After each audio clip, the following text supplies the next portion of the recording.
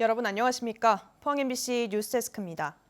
경북 동해안은 내일 구름 많은 날씨가 예상되고 곳에 따라 빗방울이 떨어지겠습니다. 내일 아침 최저기온은 5도에서 7도 분포로 오늘보다 3도에서 4도가량 높겠고 낮 최고 기온은 16도에서 19도 분포로 일교차 큰 날씨가 이어지겠습니다. 미세먼지 농도는 보통으로 예상됩니다. 바다의 물결은 0.5에서 2m로 일겠습니다. 포항 2인 지구에 대단지 아파트가 건설되면서 기존의 아파트가 공사장 한가운데 놓여버렸습니다. 지금은 골조 공사가 한창인데요. 공사 자재를 내던지는 굉음에 주민들이 소음에 시달리고 있습니다. 주민들이 시에 진정을 넣고 시위까지 했지만 뚜렷한 해결 조짐이 없어 답답하기만 합니다. 배현정 기자가 보도합니다. 아파트 신축 공사장 소음을 견디다 못한 주민들이 포항시청을 찾아 항의 시위를 벌이고 있습니다. 포항역 앞 2인 지구에 2024년까지 아파트 2개 단지 3,300여 세대가 들어서는데 한중간에 있는 1,000세대 가까운 주민들은 공사 자재 내던지는 굉음이 고통입니다. 당철이나 또 놀래가 내다보고 어떤 데는 쾅쾅 막 지진 내린 소리 내려 그래요. 그러니까 또 놀래가 문 안 열어고. 참다 못한 일부 주민은 방음을 위해 아파트 창호를 모두 교체했습니다. 위에 진동에 흔들거리는 거는 굉장히 시끄럽거든요. 그래서 저희가 사실을 갈았어요. 주민들이 아파트 복도에서 자체적으로 책정한 소음은 최대 81데시벨로 법적 최대 기준치인 65데시벨을 넘어섰습니다. 지난 10월 아파트 주민 500여 세대가 포항시에 진정서를 넣었습니다. 건설사들이 대책을 내놓지 않고 있다며 포항시에 적극적인 조치를 요구한 겁니다. 시키겠다, 감독을 잘하겠다 이런 답변이 왔고요. 아직까지 거기에 대한 어떠한 설명도 없고 어떻게 진행된다는 말도 없습니다. 포항시가 소음을 책정한 날은 단 하루. 하루 2번 책정한 소음 수준이 법적 기준치를 넘지 않았기 때문에 소음을 해결할 수 있는 방법이 없다고 밝혔습니다.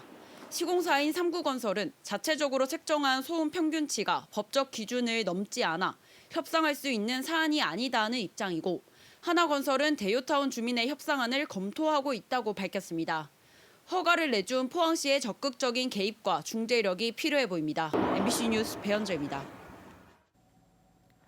포항세관의 10월 수출입 동향을 보면 수출은 7억 7,700만 달러로 전년 동월 대비 11.6% 감소했고 수입은 5억 2천만 달러로 43.7% 감소해 무역 수지는 2억 5,700만 달러 흑자를 기록했습니다. 특히 포항제철소 침수 등의 영향으로 철강, 금속 제품 수출은 전년 동월 대비 35.2% 감소했지만 양극재 수출이 급증하면서 화학 제품 수출은 전년 동월 대비 334% 증가했습니다. 포항제철소가 정상 가동되지 않고 있어 광산물 수입은 전년 동월 대비 43.1% 줄었고 철강 금속 제품 수입도 39.9% 감소했습니다.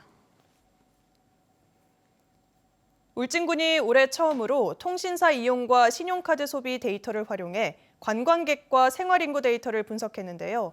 지난해 울진을 찾은 관광객은 700만 명으로 코로나 영향에서 점차 벗어나면서 관광객도 증가 추세를 보이고 있습니다. 김형일 기자가 보도합니다. 울진에서 관광객이 가장 많이 찾는 후포항입니다. 코로나 장기 침체에서 점차 벗어나고 최근 대개철도 시작되면서 관광객이 크게 늘고 있습니다. 인원 제한이 풀리고 지금은 이제 인원들과 많이 방문을 하는 추세거든요. 그리고 이제 겨울철이 되다 보니까 대개가 또 시작되고 하다 보니까 관광객들이 지금은 많이 찾으시는 편이세요. 최근 마리나항이 조성되고 울릉도를 오가는 대형 여객선까지 취항하면서 경기 활성화에 대한 기대감도 커지고 있습니다. 울릉도 가는 관광객분들하고 저 위에 보시면 이제 등기선서 가유워크하고 이제 뭐 몇 군데 이제 관광 코스가 있으니까 코로나 오기 전보다는 30-40% 정도는 늘었는 것 같아요. 지난해 울진을 찾은 관광객 수는 701만 명으로 이 가운데 후포면이 가장 많고 죽변면이 뒤를 이었습니다. 연도별 관광객 수는 2019년 760만 명으로 정점을 찍은 뒤 크게 줄었지만 지난해부터 다시 회복세를 보이고 있습니다. 지역별로는 경북이 32.2%로 가장 많고 경기도 12.6, 강원 10.5, 서울은 8.2%에 그쳤습니다. 통신사 이용과 신용카드 데이터를 통해 울진 지역 관광객 통계를 처음으로 분석해봤는데 새로운 관광 전략 수립에 활용할 계획입니다. 빅데이터를 통한 관광 현황 분석을 하여 가지고 저희가 시기별 지역별로 카드 사용액 등 그다음 통신사 이용 현황을 분석하여서 지역 경제 활성화에 도움이 될 수 있도록. 한편 분석 결과 울진에서 실제 생활하는 인구는 6만 3천여 명으로 주민등록 인구에 비해 1만 5천여 명이나 많은 것으로 나타났습니다. MBC 뉴스 김형일입니다. 경북의 관광산업을 육성할 경북관광기업지원센터가 경주시 노동동에 문을 열었습니다. 경북도와 경주시는 앞으로 5년간 100억 원을 들여 관광기업 발굴 및 육성, 기업 입주 공간 제공, 관광 일자리 허브 구축, 전문 인력 양성 등에 나설 계획입니다. 지난 9월 공모를 거쳐 10개 입주 기업을 모집했으며 지원센터 운영은 경북문화관광공사가 맡게 됩니다. 포항해경은 조업 금지 기간에 대게를 잡은 통발 어선 한 척을 적발해 선장 A씨를 구속했다고 밝혔습니다. A씨는 지난 15일 새벽 포항 호미곶 앞바다에서 대게 1000여 마리를 잡은 뒤 포항 구항으로 들어오다 해경에 적발됐습니다.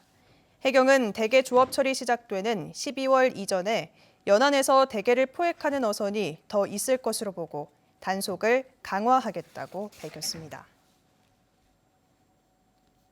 경북교육청이 도내 사립학교 168곳을 대상으로 실시한 사학기관 경영평가 결과를 발표했습니다.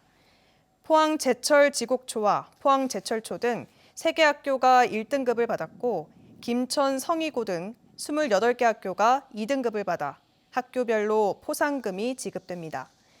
이번 경영평가에서는 사립학교의 법정 부담금 납부 실적 등 20개 항목을 평가했습니다.